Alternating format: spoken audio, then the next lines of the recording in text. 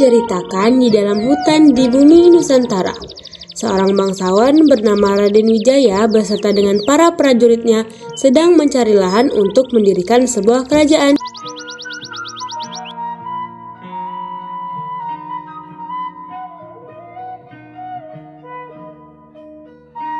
Di tengah perjalanannya, Raden Wijaya berkehendak untuk beristirahat.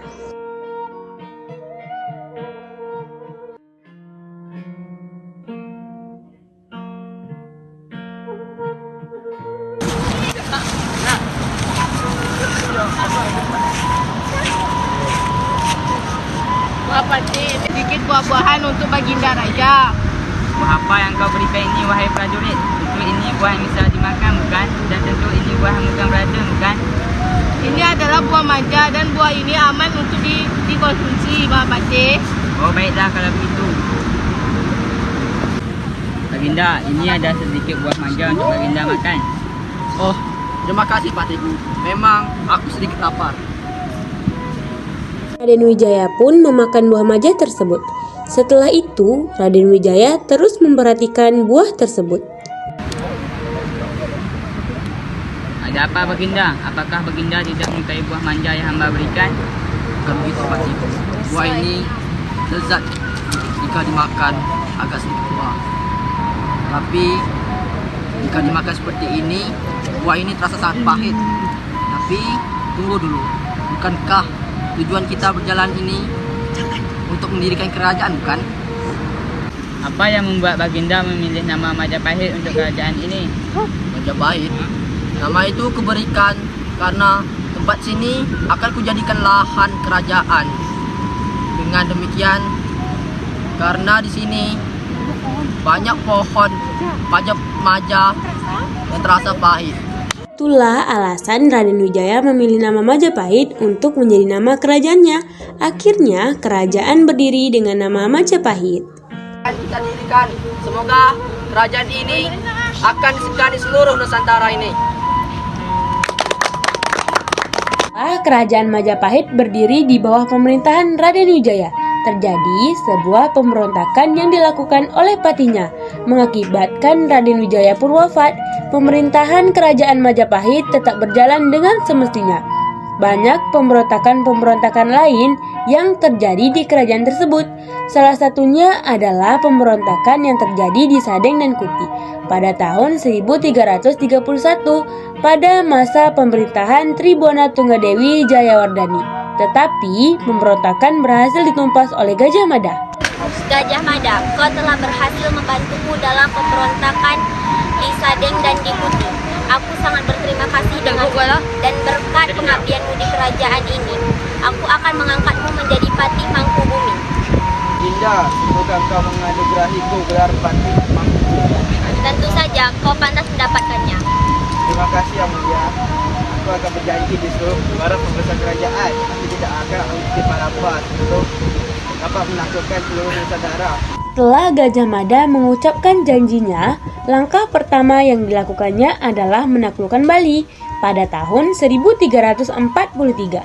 Ia menjadi patih hingga masa pemerintahan Hayam Wuruk. Pada masa pemerintahan Hayam Wuruk, terjadi sebuah peristiwa bubat berlokasikan di ibu kota Majapahit, tepatnya di sebuah lapangan luas. Mahapatih berkira umurku sudah dewasa. Melihat putri dari Sri Baduga Maharaja, aku ingin meminangnya. Ini akan mempererat hubungan kerajaan kita dengan kerajaan Sunda Pajajaran. Tidak Baginda, hamba akan menjodohkan Baginda dengan Diah Pitaloka. Namun jajahan ini kita gunakan sebagai tipu muslihat agar kerajaan Sunda Pajajaran ingin mengakui kedaulatan Majapahit. Bagaimana? Apakah Baginda setuju? Baiklah Mahapatih, itu ide yang bagus. Aku serahkan kepadamu. Kau, Prabu Maharaja, Rajaku Hayam Wuruk meminang putrimu. Namun, kau harus mengakui kedaulatan kerajaan Majapahit. Apakah kau setuju? Aku tidak setuju. Aku tidak mau itu menjadi mainan politik. Besar kau, jika kau tidak mau, peperangan besar akan terjadi.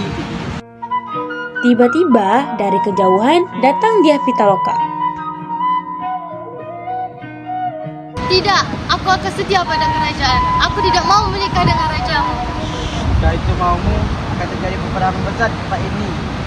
Kau salah bila menolak penawaranku. Menikahlah dengan rajaku. Aku tetap tidak mau. Aku tidak mau hidup dengan rajamu. Lebih baik aku mati daripada harus mengakui kedaulatan kerajaanmu. Aku tidak sudi. Aku akan membunuh diriku sebagai tanda aku tetap setia pada kerajaanku. Ibu, maafkan aku. Pitaloka pun meninggal. Maka dari itu terjadilah sebuah perang besar antara kedua kerajaan tersebut yang dikenal dengan peristiwa Bubat.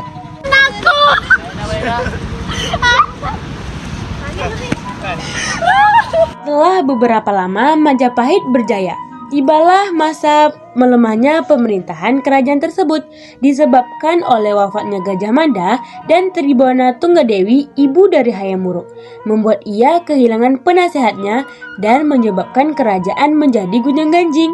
Persaingan dan intrik politik di antara keluarga kerajaan pun terjadi setelah Hayam Wuruk meninggal pada tahun 1389. Kaulah yang pantas untuk menjadi raja, bukan suamimu itu. Jadi tak pantas menjadi raja. Kak, bukan maksudku untuk tidak menjadi raja. Tapi aku sudah siap menjadi raja dalam kerajaan ini. Apa? Kau tidak siap? Kau siap menjadi raja jika kau mau. Karena ini emang hakmu, bukan hak suamimu. Hai baginda, jika memang istriku tidak siap menjadi raja, aku siap menggantikannya. Apa? Bangga sekali mengatakan itu. Bila kau menjadi raja, maka bersiaplah berperang denganku. Marahan Bre Wirabumi semakin tak terbendung lagi setelah Wikramawardhana menjadi raja. Sesuai dengan perkataannya, ia pergi menjemput prajuritnya dan mengumumkan bahwa mereka akan berperang. Medan perang saat Bre Wirabumi berhadapan dengan Wardana.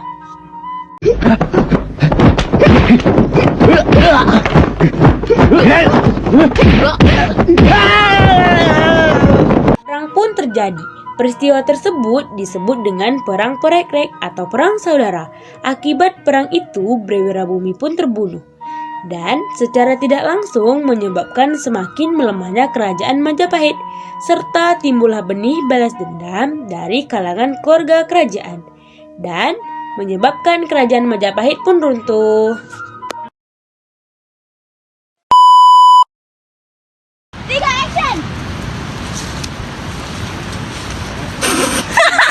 Kukira umurku sudah dewasa melihat putri. Raja apa? Iya. Apatiku. Kukira Macam mana pula kita bilang juga.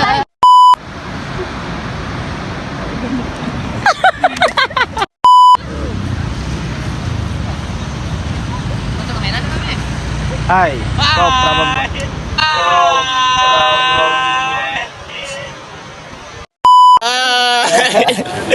Nama saya Haikal. Ini Uki. Ini Dapa. Ini Ega. Perkenalkan diri. Astaga. Nampak.